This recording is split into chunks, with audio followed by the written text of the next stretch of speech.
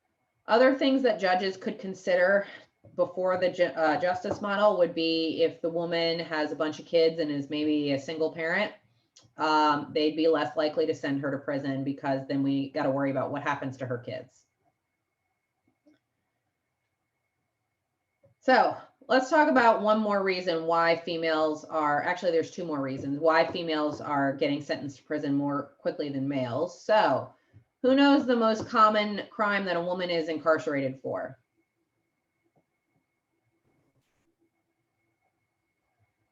Would it be theft? Not theft. Vandalism. Nope. You don't go to prison for vandalism. What else? Drug use. Drug use. Yes. When the war on drugs started, around the same time as the switch to the justice model, all of a sudden, people that were arrested for drug crimes are more likely to get sentenced to prison and for longer periods of time. So because women were more likely to commit drug crimes to begin with, the war on drugs disproportionately affected them. So females are more likely to be convicted of a non-violent drug crime and be incarcerated for low-level drug offenses. So a lot of times they will be driving a boyfriend to a drug deal. The boyfriend gets popped for drug trafficking and they both go down for drug trafficking because of the accomplice liability laws, right? So let me explain another reason why women get sentenced sometimes for longer periods of time than a man. So imagine you're in that scenario. You're the girl, you drive your boyfriend to a drug deal, you both get arrested for drug trafficking, and the prosecutor comes back and says that's a 10-year minimum, right?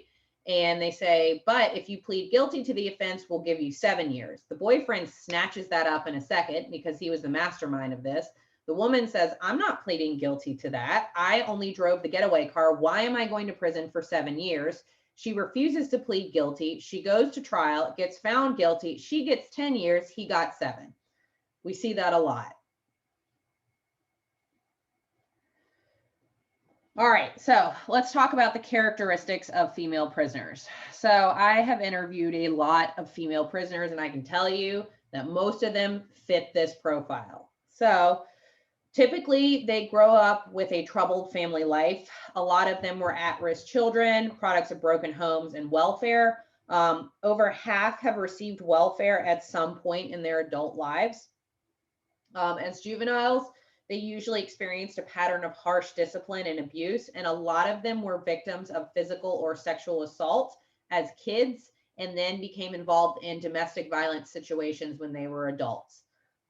So there's female juvenile detention centers often employ what we call trauma-informed care, meaning the way that they deal with and interact with juvenile delinquents, specifically the females, is through an understanding that they have dealt with trauma. And that is because so many juvenile female delinquents are a victim of abuse.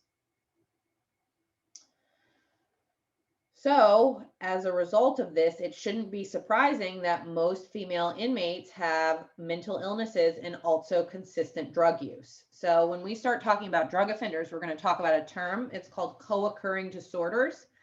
And that just means that you have a drug addiction and a mental illness. And we see this a lot with females. If you think about their experience growing up, a lot of times they will develop mental illnesses and then use substance abuses either to cope with the symptoms of that mental illness or to cope with the trauma they experienced. What's the name of that again? Co-occurring disorders.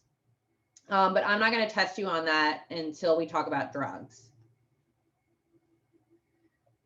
There are also, if you see the word comorbidity or dual diagnosis, they all mean the same thing. It just means you have a drug addiction and a mental illness.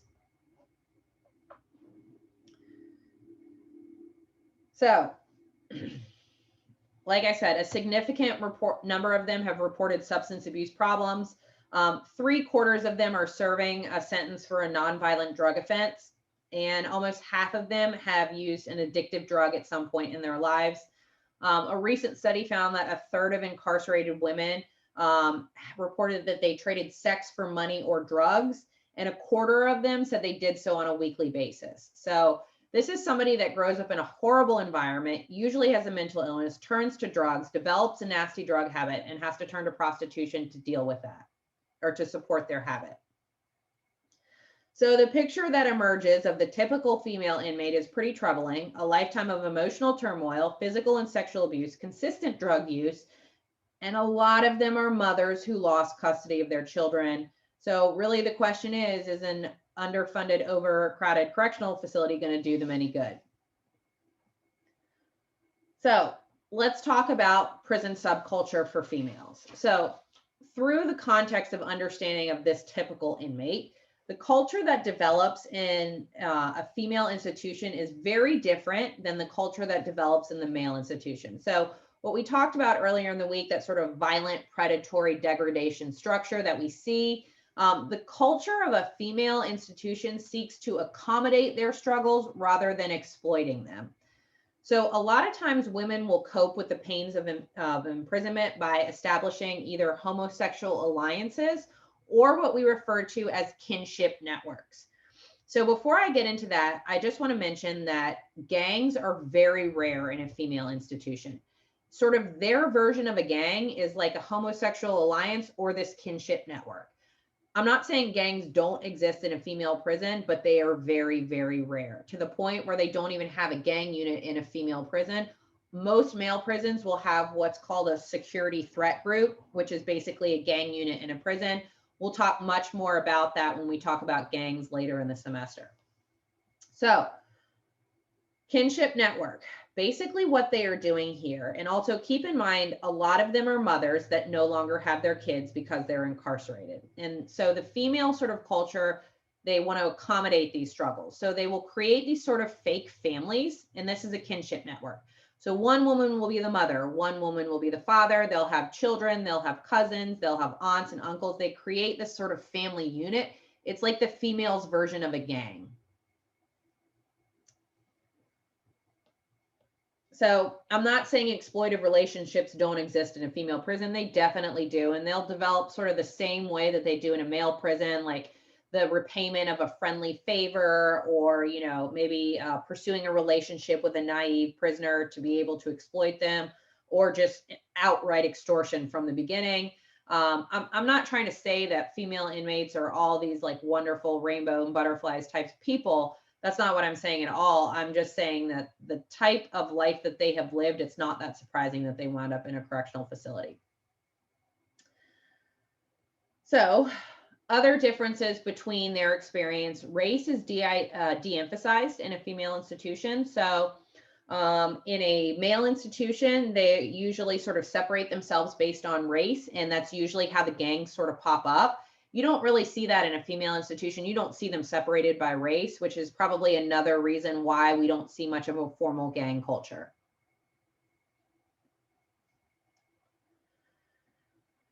So, confinement for women often leads to severe anxiety and anger, very similar to males. But unlike males who direct their anger outwardly and usually respond with violence, females often internalize their anger and their anxiety. So the way that we see this is we see a lot more suicide and self-harm and mental illnesses in female institutions compared to male institutions. So we see the self-harm can be something as small as just like little cuts to complex carving. I have seen a woman carve "to mother with hate" on the inside of her arm with a shiv that she made. So due to the movement of new penology, we talked about this with the first lecture, so dealing with larger populations and concerns for surveillance, the administration cares less about rehabilitation and more about surveillance and control. So researchers are wondering if this female prison experience is going to start to look more like males. All right, so let's talk about motherhood in prison. So about 60% of incarcerated women have children. So that's about 80,000 women who are parents to over 320,000 children under the age of 18. And most of these women were the head of a single parent household before they were incarcerated. So most of these kids are placed with a maternal grandmother. That's usually what the mother wants. But if no suitable replacement can be found, the only option is to put them into foster care or even up for adoption. And if these kids go into foster care, it is extremely difficult for a woman to get her parental rights back once she's released. So about 3 to 4% of women are pregnant when they get sentenced to prison. Occasionally, you will have women get pregnant while they're incarcerated, but most women that are pregnant while they're incarcerated came to prison pregnant. So the problem here is that there is no national policy about what you do with these kids when they get born in a prison. So most are just separated immediately and placed with relatives or in foster care. And as a mother, I can tell you, if you took my baby away the moment after I gave birth, things would not go well for me. These women are already dealing with a lot of trauma. So taking their child away right after the child is born is not going to make things better. So several programs have come up with innovative programs, or several states and prisons have come up with innovative programs to try to help these women with their kids. So some prisons have prison nurseries. So there's a program in Bedford Hills that provides a nursery where babies up to 18 months can live with their mothers. And there's also a playroom that's available to older children, and they really encourage them to visit. So some prisons, this is not super common, but some prisons do have prison nurseries where they allow you to have your baby for several months. California just passed something called the Mother Infant Care Program, and it's an alternative sentencing project, and it's got room for 100 women. If you get sentenced to a term of incarceration and you are pregnant, what they do is they put you in this alternative sentence. It's kind of like a halfway house, but you don't get to leave like you would with a halfway house, but it's not as restrictive as a prison. It's not like, the cell doors clanging shut. It's the environment of a halfway house, but you can't really leave like a prison. So you basically live there until you give birth, and then you can be with your child for 6 months, and then you serve the rest of your term of incarceration. So none of these are perfect solutions, but it's better than separating the mother and child instantly. That's not good for the mother, and that's not good for the child. Questions about this? Okay. So we have basically finished the part of the lecture on prison subculture, and this is kind of the segue into the prison programs. So the way we kind of look at incarceration is a necessary evil, especially when we stop and look at the current prison situation. We are in way over our head, and our prison population is way too big. There are all kinds of studies that show the criminogenic nature of the prison system, meaning we send you to prison and you come out worse. That's what we mean when we say criminogenic. There are thousands of studies that show that prison makes you worse. But at the same time, some people aren't going to stop committing crimes until we force them, and there needs to be justice for the victims. So we need prison. It's a necessary evil. So there are really two ways to sort of maximize the prison system. One, we can control the types of people that go into prison through selective incapacitation. That means we only incarcerate the worst of the worst. This can only be accomplished through sentencing reform. So where we're at right now with when we switch to the justice model, that is collective incapacitation. So if you think about a mandatory minimum, we are not selecting who goes to prison. We're saying if you're found guilty of this, regardless of the reasons why you committed the crime and your circumstances and you as a person, you're going to prison. That is collective incapacitation. Whereas selective incapacitation was what we had back in the rehabilitative ideal, when the judges had all that discretion and they could pick and choose who goes to prison and for how long. So our second option is to make the prison experience more rehabilitative, and we do that through prison-based rehabilitation programs. So we're trying to combat that criminogenic nature of prison, and we're trying to send them back better than when they came in. So let's start talking about some of the popular prison-based rehabilitation programs. So we're going to start with prison education. This is by far the most common rehabilitation program in prison. Education programs have been a fixture of U.S. correctional facilities for more than 150 years. Education programs just aimed at developing basic literacy and communication skills have been around since the reformatories of the 1870s. So there's a lot of reasons why we would want to start with education with our inmates, and that is because of the educational deficits of our inmates. So just looking at some of the stats on the education level of our inmates. So researchers have estimated that half of America's inmates are illiterate if 6th grade is the cutoff. So that means at least half of our inmates read below a 6th grade reading level, and the average reading level across all inmates is about 5th grade. More than half of inmates have not completed a high school degree, and even when they have, they usually test about 2 to 3 grades below. So whenever you are going into a state or a federal penitentiary, they give you a TABE test. That stands for the test of adult basic education. So what we are looking for here, so this TABE test spits out a score. So you take the test and it spits out a score between 1 and 12. If you score 1, you're educated at a 1st grade level. If you score 12, you're educated at a 12th grade level.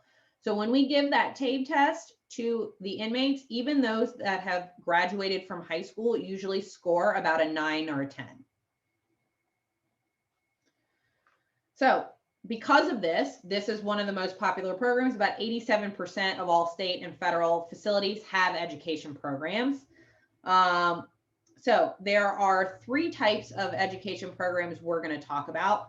The first one is adult basic education. And if you see anybody talking about ABE, that's what we mean here. This means inmates that are below a 9th grade education level. So if you score below a 9 on that TABE test, they're going to put you into ABE or adult basic education.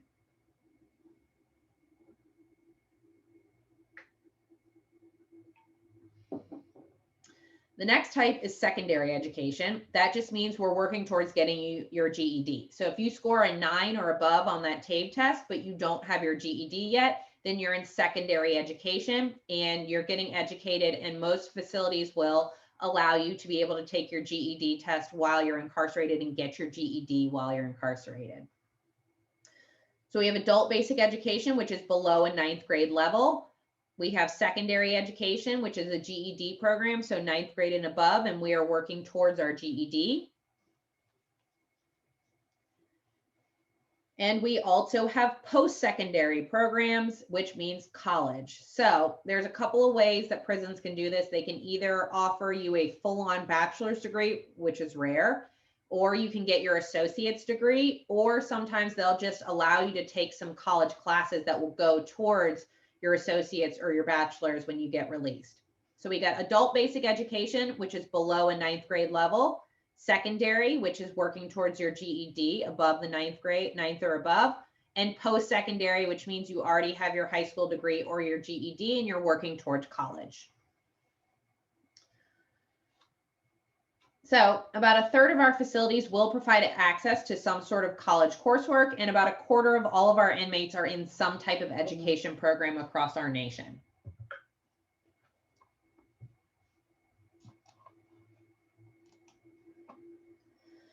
All right, let's look at some of the research.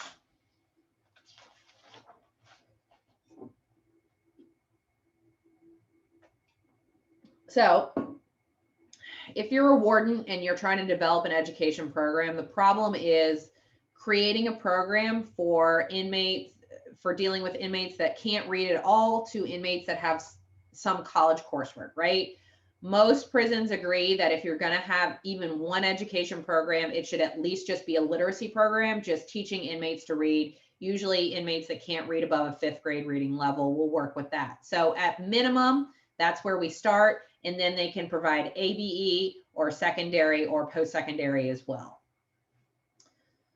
So about 1/4 of prisons have mandatory education programs, which means that if you score a certain number or below on that TABE test, they require that you take education classes. Other states will use incentives to encourage enrollment.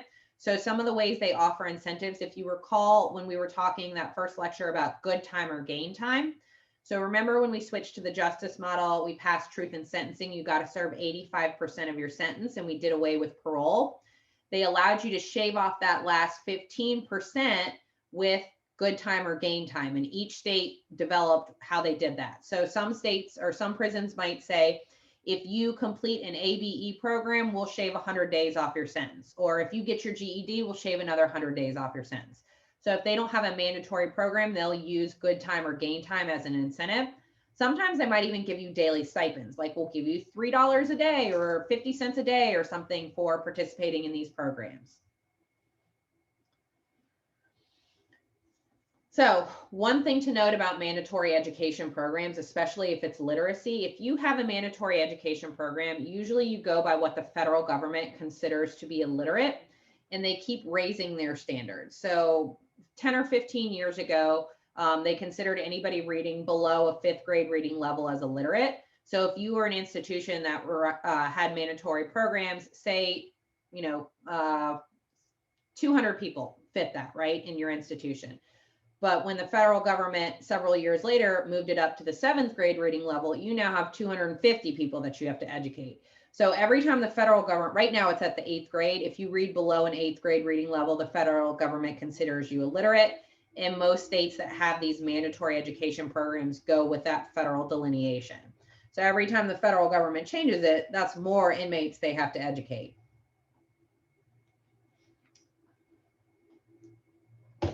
So let's talk about how effective they are. So what you're going to see here is a lot of overlap, which is good. We want our researchers to be agreeing with stuff. So 2010, Cho and Tyler showed that adult basic education, so remember that's below a 9th grade, if you participate in that, you will have better employment outcomes, but it will not affect recidivism, right? And if we skip down to Dew and Clark in 2014, they confirmed that as well. Participating in adult basic education has better employment outcomes. So we know that. We have at least 2 studies that show that adult basic education will improve your employment upon release. In 95, Anderson found that if you participate in a GED program, that is what actually reduces recidivism. And they confirmed, Cho and Tyler, showing adult basic education will not affect recidivism. So when you give them adult basic education, that very first step, it's not strong enough to reduce recidivism, but it will increase their employment. Once you get them that GED, that's when we see reductions in recidivism. All right, so we got at least 2 policy implications. So let's have Sam, do you have a question? Yeah, didn't we talk about earlier in the semester how some of this stuff can be skewed by if they had a job prior to going in? Is that taken into account with these? I remember we talked about that. Yes, these studies, I made sure to do it. So if you see Grant Dew, any research by Grant Dew is usually pretty good, but the study that you're referring to is not this Dew study. The study he was looking at was post-secondary education, so college. So, and there's no such thing as a perfect study. I mean, they all have limitations, but that's a really great point. All right, so who wants to, we got 2 policy implications. Who wants to do them? Who wants to go first?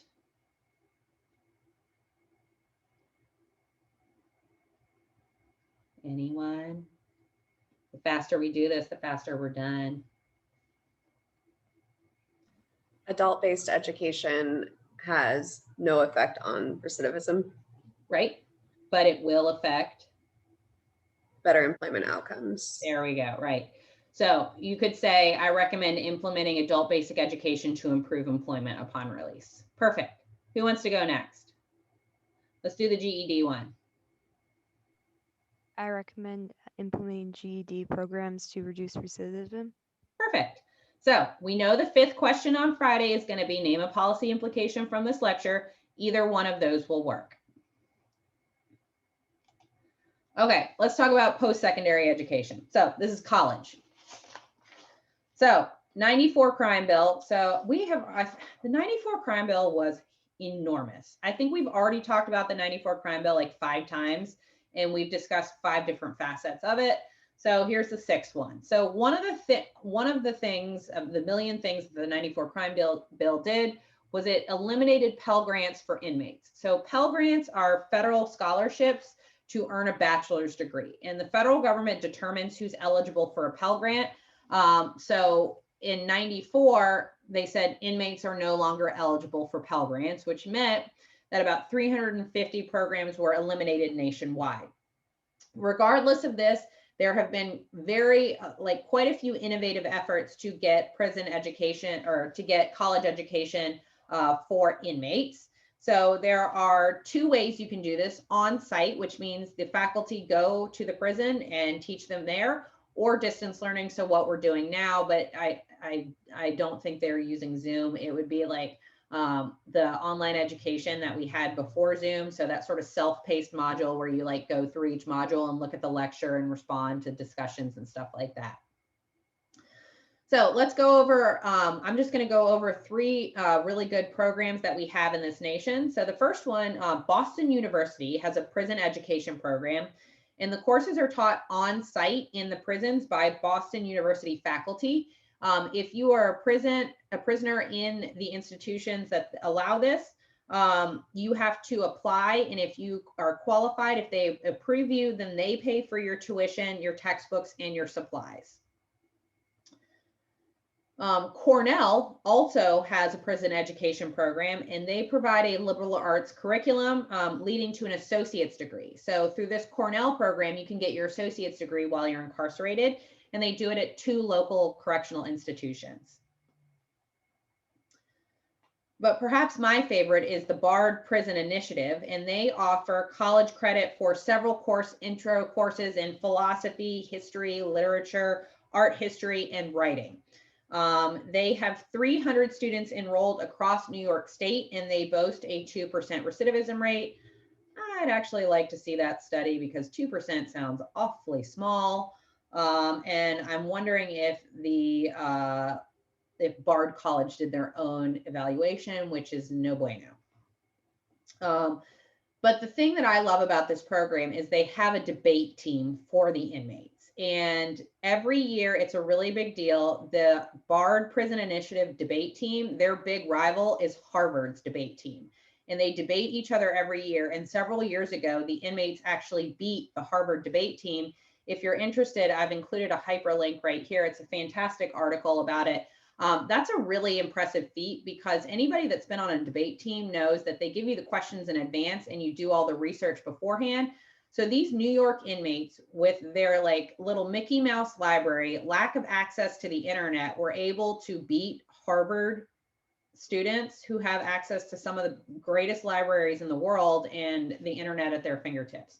So this was a really big deal. It made the New York Times. If you're interested, I've given you a hyperlink right here.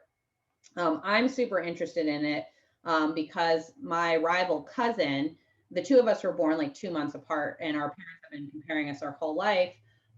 We went to college. We were the first 2 females to go to college in our generation, and she went to Harvard, and I went to USC so I could get drunk and watch football games. And our parents have been comparing us our whole life. So when this article came out, you better be sure I sent that to my Aunt Lisa. But right now, I think I'm winning because I got my PhD before Caitlin did. So, but she does have 2 kids, and our family loves children. So I've only got the 1. But anyways, so we are going to go over the effectiveness of the college level stuff on Friday because we're running out of time. So we'll start there. Do we have any questions before we are done for the day? No questions? Okie dokie. I will see you guys on Friday and have a lovely day. I just wanted to ask you something about Sure. something from my other class. Which class?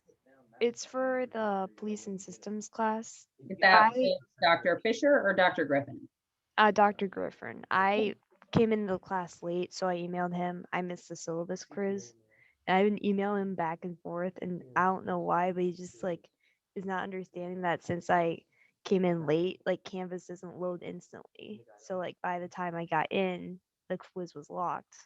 So I don't know what to do. I've been emailing him back and forth. Wait, hold on. So he's not letting you take the quiz. Is that what the problem is?